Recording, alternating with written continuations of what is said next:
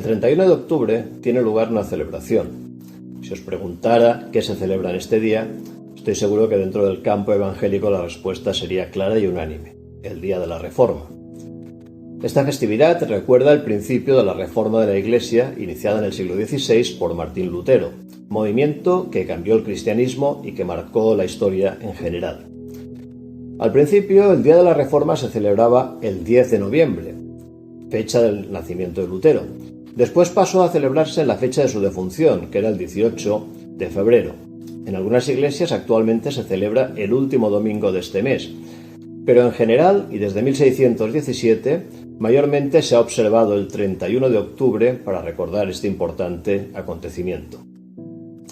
El día de hoy es fiesta en varios estados alemanes, como por ejemplo Brandeburgo, Sajonia o Turingia, e incluso es fiesta nacional en Eslovenia, ya que consideran que la Reforma contribuyó decisivamente a su desarrollo cultural, a pesar de que los eslovenos son mayoritariamente católicos romanos. En ese día 31 de octubre del año 1517, el monje agustino Martín Lutero clavó en las puertas de la iglesia de Wittenberg sus 95 tesis. En ellas criticaba la venta de indulgencias y otros abusos que cometía la iglesia en aquel tiempo. La teoría de las indulgencias se había perfilado durante la Edad Media.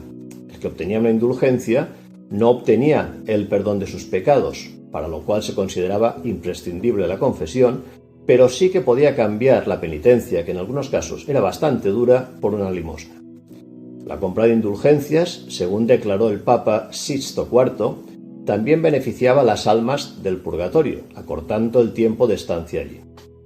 Esta venta de indulgencias producía importantes beneficios a la Iglesia y también produjo frases curiosas como estas: tan pronto cae la moneda en el cepillo, sale el alma del purgatorio, o Dios no quiere la muerte del pecador, sino que se convierta y pague. Puesto que en ese momento se estaba construyendo la Basílica de San Pedro de Roma, el Papa León X autorizó la venta de indulgencias, y así la Iglesia pudo conseguir grandes cantidades para poder continuar con los altos costes de la obra. Ante esta injusticia, manifestó Lutero su protesta. Aunque no fue el único tema, las indulgencias, que demostraba la necesidad del cambio de la Iglesia. Había otros muchos, como por ejemplo los papas y otras jerarquías eclesiásticas, supuestamente los líderes espirituales de la Iglesia, estaban más preocupados de la diplomacia y la política que por los asuntos espirituales. También era un hecho que vivían en residencias lujosas con un nivel de vida como el de auténticos príncipes. La compra de cargos en los rangos medios e inferiores de la Iglesia estaban en manos de la aristocracia, que solía acceder a ellos a cambio de fuertes cantidades de dinero. Es lo que se conoce como simonía. Los papas protegían a sus familiares y amigos, nepotismo, dándoles importantes cargos y posesiones materiales. También los papas eran mecenas, protectores de famosos artistas de la época, por lo que necesitaban recaudar importantes cantidades de dinero para ello. A todo esto hemos de añadir que el pueblo no conocía la palabra. Las ceremonias se hacían en latín y solo los sacerdotes podían interpretar la Biblia. De ahí la famosa y conocida frase de doctores tiene la Iglesia. La Iglesia vivía muy alejada de los principios bíblicos y se movía en un ambiente de gran corrupción. Sin embargo, Lutero no fue el primero en pedir una reforma de la Iglesia. Ya lo habían intentado anteriormente otros cristianos, como por ejemplo John Wycliffe en Inglaterra en el siglo XIV o Juan Hus en Bohemia en el siglo XV. Pero será Lutero, gracias a una serie de circunstancias que confluirán en su tiempo, quien llevará adelante el movimiento reformador. Circunstancias técnicas, como el reciente invento de la imprenta que permitió que sus ideas se extendieran rápidamente. Circunstancias políticas, que se combinaron y que hicieron que Lutero no fuera encarcelado y pudiera seguir en libertad. Y circunstancias sociales, como el nacionalismo alemán del momento. El Señor permitió que se dieran todos estos factores para que la Reforma siguiera adelante y trajera luz, porque Él es quien mueve todos los hilos de la historia. Lutero y otros hermanos hicieron su parte, estar firmes en su puesto y ser utilizados por el Señor. Porque Lutero tuvo que enfrentarse al poder religioso y fue excomulgado por el Papa, quemando después él públicamente la bula de excomunión. Y también tuvo que enfrentarse al poder político. al temible emperador Carlos V, quien le pidió que se retractara, pero Lutero no lo hizo, diciendo: «No puedo ni quiero retractarme de cosa alguna, pues ir contra la conciencia no es justo ni seguro. Dios me ayude. Amén». Lutero se jugó la vida por ser fiel al Señor y cumplió así su difícil misión. Pero tampoco pensemos que Lutero era un superhombre. No. En un principio era un hombre atormentado que vivía inseguro de la salvación de su alma y que no sabía cómo hacer para no pecar continuamente. Para ello se hizo fraile y después profesor de teología, pero aún así seguía sin saber cómo obtener la salvación, hasta que descubrió, estudiando la Biblia, varios versículos de Romanos que decían: «Justificados pues por la fe, tenemos paz para con Dios por medio de nuestro Señor Jesucristo», y también: «El justo por la fe vivirá». De esta manera pudo tener paz y la seguridad de la salvación. Y a pesar de que también cometió errores, por supuesto, con esta convicción pudo ser usado por Dios para iniciar la reforma de la Iglesia, para ser ejemplo para otros, para traducir la Biblia al alemán o para componer himnos como el conocido Castillo Fuerte.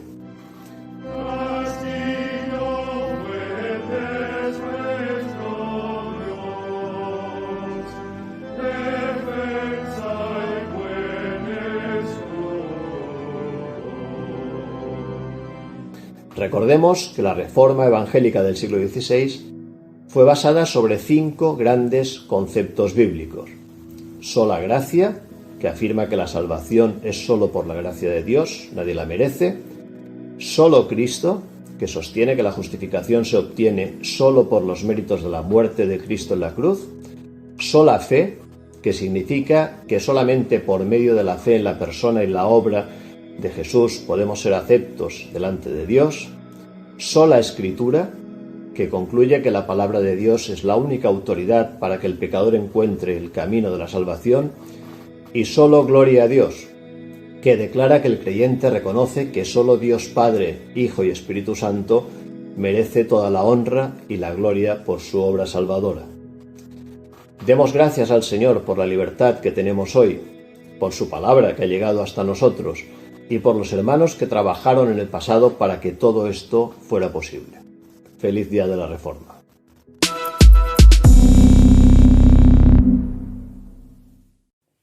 ¿Qué tal? ¿Cómo les va? Esperamos que bien. Una vez más estamos con Norita para poder compartir la palabra de Dios. ¿Qué tal? ¿Cómo le va, hermano? Bendiciones. Muy bien.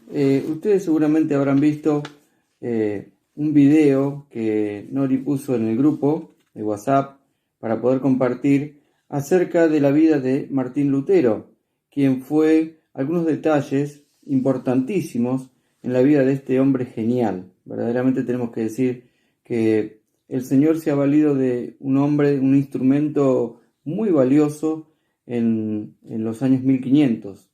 Y nosotros queremos en este momento compartir la palabra acerca de 5 pilares fundamentales que tienen que ver con la fe cristiana y verdaderamente hay que poner en valor. Y justamente como el 31 de octubre se celebra el Día de la Reforma, porque fue ese día 31 de octubre de 1517 que Martín Lutero pega en las puertas de la Catedral de Wittenberg estas 95 tesis.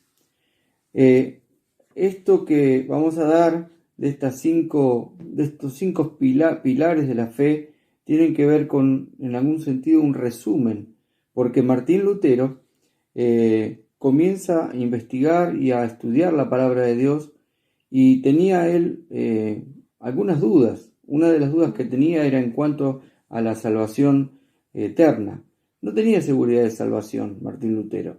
Y otra de las cosas que él estaba totalmente en contra de la religión, digamos, de Roma, de la Iglesia Católica, era con referencia a cómo se podía llegar al perdón de los pecados. La Iglesia Católica en ese momento decía que era a través de las indulgencias, se vendían indulgencias. O sea, la gente pagaba para recibir perdón de los pecados. Y Martín Lutero estaba completamente en contra de esa postura. Entonces comienza a ver a través de la palabra de Dios, a través de la Escritura, que lo que consideraban ellos como algo que estaba bien y lo hacían así ver a la gente, que en ese momento también era mayoritariamente analfabeta, la gente no sabía ni leer ni escribir, y de esa manera ellos en algún sentido engañaban al pueblo, y Lutero estaba completamente en contra de esa posición. De esa manera él comienza a estudiar la palabra de Dios y el Espíritu Santo le revela estas cosas que van a formar en algún sentido justamente la reforma protestante. Ya había habido otros reformadores en el siglo XIV y en el siglo XV, pero el trabajo que Martín Lutero hizo fue verdaderamente, marcó un antes y un después. Y volvió Martín Lutero, en algún sentido lo que quiso hacer es volver a los orígenes del cristianismo, porque para esa época ya los orígenes se habían perdido. Y él entonces, en alguna medida, va a hacer 5 cosas que se lo llamó las 5 sola. Y eso tiene que ver con solo o solamente estas 5 cosas. La primera cosa es que Martín Lutero decía solo Escritura. Y la palabra de Dios es la única autoridad, la máxima autoridad en materia de fe y práctica. Y esto lo vemos reflejado en la palabra de Dios, que ahora Nori nos va a leer, nos va a compartir estos versículos que voy a dar a continuación. Si ustedes lo quieren leer en sus Biblias, lo pueden hacer. El primero está en Gálatas, capítulo 1, versos 6 al 10. Dice así esta porción de la Biblia. Estoy maravillado de que tan pronto os hayáis alejado del que os llamó por la gracia de Cristo, para seguir un evangelio diferente. No que haya otro, sino que hay algunos que os perturban y quieren pervertir el evangelio de Cristo. Mas si aún nosotros o un ángel del cielo os anunciare otro evangelio diferente del que os hemos anunciado, sea anatema. Como antes hemos dicho, también ahora lo repito, si alguno os predica diferente evangelio del que habéis recibido, sea anatema. Pues, ¿busco ahora el favor de los hombres o el de Dios? ¿O trato de agradar a los hombres? Pues si todavía agradara a los hombres, no sería siervo de Cristo.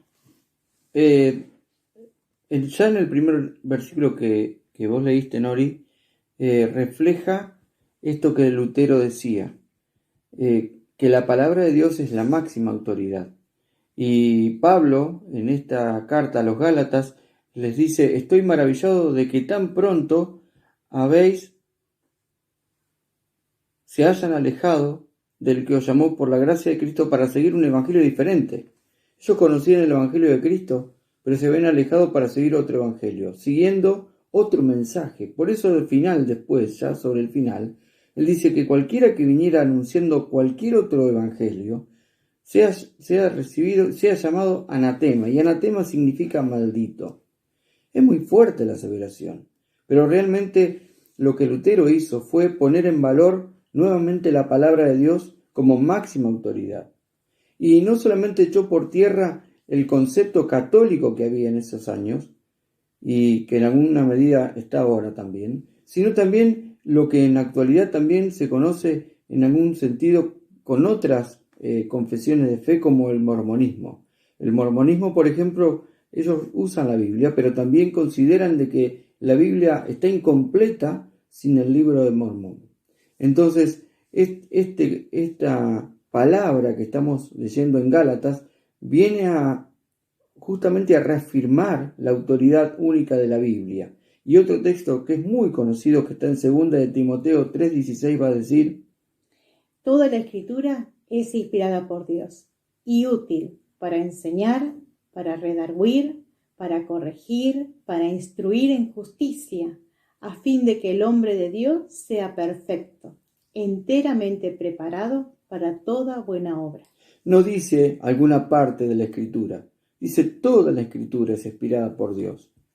Es increíble que en el siglo XXI donde estamos, muchos se atreven a cuestionar la autoridad máxima de la Biblia.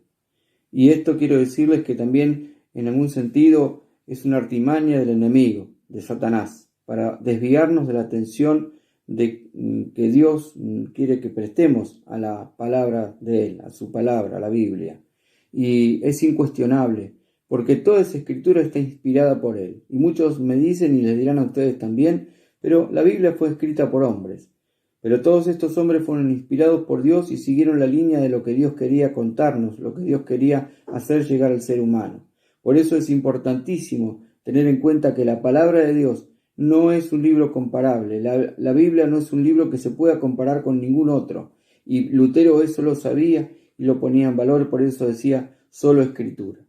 Y también creo que vale agregar algo más, como diciendo que la Biblia no es el libro, sino los libros, porque es una colección de manuscritos, de libros que Dios permitió a través de tantos años, hablando con distintas personas que algunos de ellos ni se conocieron, inclusive así hablaron de un solo tema, de Jesús. Justamente, también Lutero dijo en el segundo pilar, en la segunda base de los solo 5, solo Cristo. La salvación se encuentra solo en Cristo, excluyendo así todo otro camino para llegar a Dios. No hay otro camino para llegar a Dios que no sea Jesucristo. Y esto también lo vemos reflejado en la palabra en Hechos, capítulo 4 y verso 12. Y en ninguno otro hay salvación, porque no hay otro nombre bajo el cielo dado a los hombres en que podamos ser salvos. Y 1 Timoteo 2:5. Porque hay un solo Dios y un solo mediador entre Dios y los hombres, Jesucristo, hombre. Verdaderamente, cuando muchas veces predicamos este evangelio, la gente a veces dice, pero tan fácil es. O no, Cristo ya quedó en la historia, pero Cristo, y se cuestiona eso. Sin embargo, nosotros los cristianos sabemos que la salvación se encuentra solo en Cristo, porque solo Él vino a ocupar el lugar que cada uno de nosotros merecía, que era justamente morir por nuestros pecados. Sin embargo, el Señor Jesucristo, en un acto tremendo de amor, vino a poner su vida en la cruz por nosotros. Es decir, que los católicos en ese momento, ¿no? Ellos decían que sí, que a través de Jesús, pero le agregaban otros ingredientes más para hacer pesar a esa población que no conocían la palabra y no la podían leer, ¿no es cierto? Como diciendo que necesitaban pagar para obtener la salvación. Justamente, de esto se trataban las indulgencias y tenían que pagar, tenían que poner dinero y de donde fuere, o si no tenían dinero, lo que fuere, para que en algún sentido ellos pudieran tener ni siquiera la seguridad de su salvación. No, tenían un certificado cuando llegaban a pagar ese monto que ellos les decía, para que sea, ¿no?, tener ese lugar.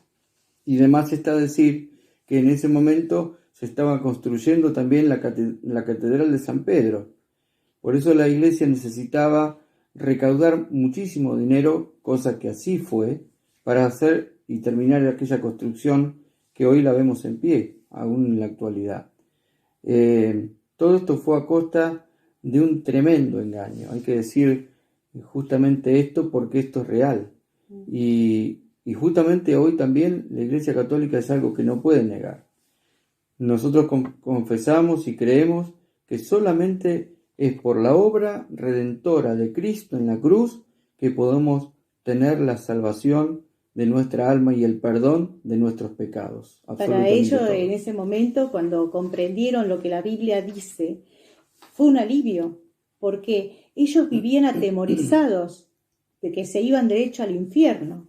Es decir, que la salvación ellos la tenían que comprar y era algo para los campesinos imposible, pero cuando ellos entendieron la palabra de Dios y fue revelada a sus vidas, fue una gran alegría de saber que la salvación es por fe y por gracia, ¿no? Y recién allí pudieron tener paz. En el caso de Martín Lutero solo pudo tener paz cuando conoció la verdad, y como bien dice la Escritura, la verdad te va a hacer libre. Y justamente esta es la experiencia que tuvo Martín Lutero y tantos otros que creyeron en Jesús. La tercera cosa es solo por gracia. La salvación es un don de Dios.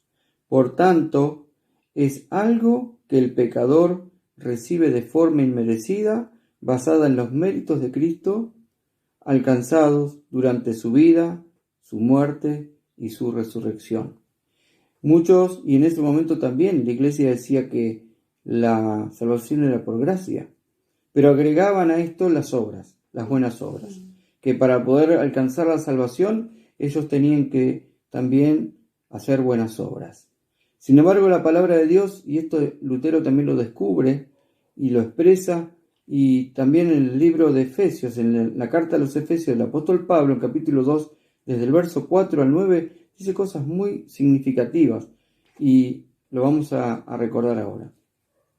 Pero Dios, que es rico en misericordia, por su gran amor con que nos amó, aun estando nosotros muertos en pecado, nos dio vida juntamente con Cristo. Por gracia sois salvos. Y juntamente con Él nos resucitó, y asimismo nos hizo sentar en los lugares celestiales con Cristo Jesús, para mostrar en los siglos venideros las abundantes riquezas de su gracia y en su bondad para con nosotros en Cristo Jesús. Quiere decir que la gracia de Dios, ese regalo inmerecido de Dios hacia nosotros, es lo que nos posibilita tener la salvación de nuestra alma. Nosotros por nuestra cuenta, por nuestras propias buenas obras, no podemos llegar al cielo, porque dice la Biblia también que nuestras obras son como trapo de inmundicia. Si ustedes tienen un trapo de piso, ¿para qué lo usan? No lo usan para limpiar la mesa, lo usan justamente para limpiar el piso. Bueno, nuestras obras son algo parecido. Dice que la salvación no es por obras para que nadie se gloríe, sino que es por fe en Jesucristo. Y esa gracia inmerecida es la que nos hace servir a Dios con gracia, con esa actitud de agradecimiento eterno por lo que Él ha hecho en nosotros, ¿no? Porque nosotros tendríamos que haber estado clavados en esa cruz, pero Jesús ocupó ese lugar una vez y para siempre. Y por eso el agradecimiento infinito, ¿no? Hacia nuestro gran Dios que nos posibilitó a través de Jesús tener la salvación. Seguimos adelante y vamos a ver la cuarta cosa, que es solo por fe. La salvación solo puede ser recibida cuando ponemos nuestra fe en aquel que murió por nosotros, excluyendo que nuestras obras pueden contribuir. Como lo explicaba recién, nuestras obras no pueden hacer de que podamos ir al cielo. Por más bien que nos portemos o que intentemos, nuestras obras no nos pueden llevar al cielo. Y esto también lo afirma Efesios 2, 8 y 9, que lo leíamos recién, pero también Romanos 3, 28 nos va a decir. Romanos 1, 17. 1:17, sí. Esto es lo que se maravilló Martín Lutero al encontrar en los escritos. Porque en el Evangelio la justicia de Dios se revela por fe y para fe. Como está escrito, el justo por la fe vivirá. Cuando Lutero leyó esta palabra, fue como atravesado por un rayo y verdaderamente entendió que la salvación era por la fe en Jesucristo, que no había otra manera de que el ser humano pudiera ser salvo.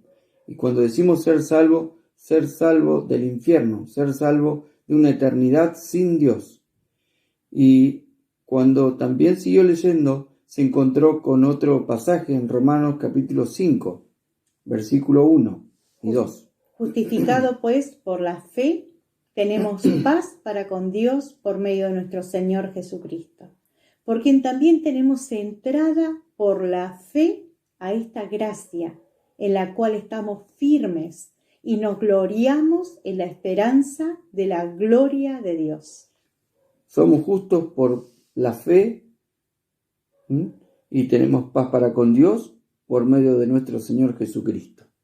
No dice ni por buenas obras, no dice ni por un pastor, ni un cura, ni un rabino. Dice solamente que somos justificados por la fe en Cristo Jesús.